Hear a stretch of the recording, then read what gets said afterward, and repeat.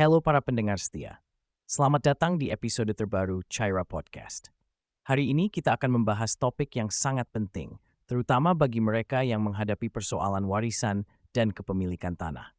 Ada sebuah cerita dari salah satu pendengar kita yang akan kita angkat, di mana ia menghadapi dilema hukum terkait kepemilikan tanah yang diwariskan oleh ibunya.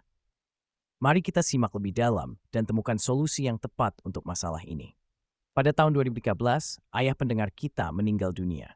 Sejak saat itu, ia membantu keluarga secara finansial, terutama ibunya.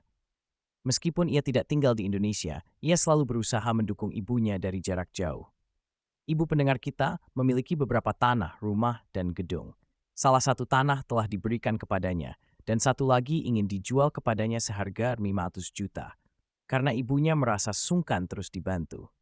Namun, pendengar kita menghadapi masalah karena ia belum bisa pulang ke Indonesia untuk menandatangani surat-surat agar tanah tersebut secara resmi atas namanya. Ia khawatir jika ibunya meninggal dunia sebelum proses ini selesai, tanah tersebut masih atas nama ibunya dan bisa menjadi rebutan di antara saudara-saudaranya. Bagaimana cara memastikan tanah tersebut sah menjadi miliknya secara hukum?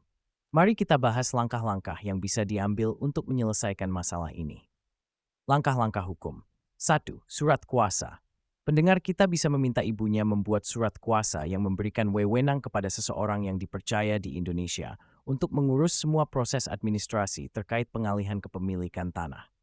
Dengan surat kuasa ini, proses bisa berjalan meskipun ia tidak hadir secara fisik. 2.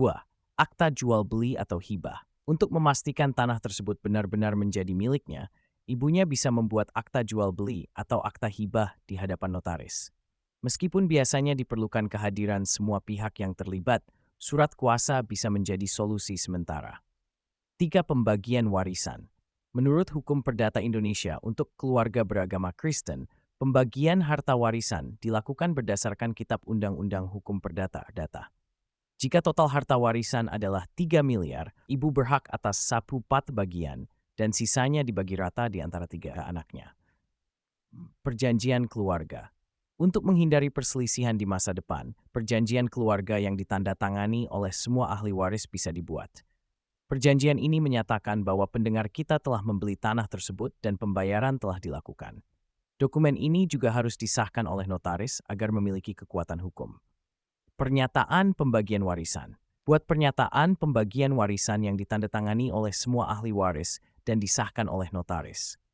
Dalam pernyataan ini, bisa dijelaskan bahwa uang yang telah diberikan kepada abang merupakan bagian dari hak warisnya, sehingga tidak akan ada tuntutan di kemudian hari. 6. Dokumen pendukung. Simpan semua bukti transfer atau pembayaran sebagai bukti bahwa sejumlah uang telah diberikan sesuai perjanjian yang dibuat. Ini penting untuk menghindari klaim yang tidak diinginkan di masa depan. Penting bagi pendengar kita untuk mengambil langkah-langkah ini untuk memastikan bahwa kepemilikan tanah sah secara hukum. Jika belum bisa pulang ke Indonesia, langkah paling praktis adalah membuat surat kuasa untuk menunjuk seseorang yang dipercaya. Selain itu, berkonsultasi dengan praktisi hukum yang terakreditasi di Indonesia sangat disarankan untuk memastikan semua langkah sesuai dengan hukum yang berlaku.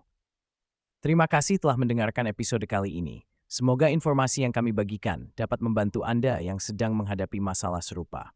Jangan ragu untuk menghubungi praktisi hukum untuk konsultasi lebih lanjut. Sampai jumpa di episode berikutnya. Tetaplah bijak dan tenang dalam menghadapi setiap masalah hukum.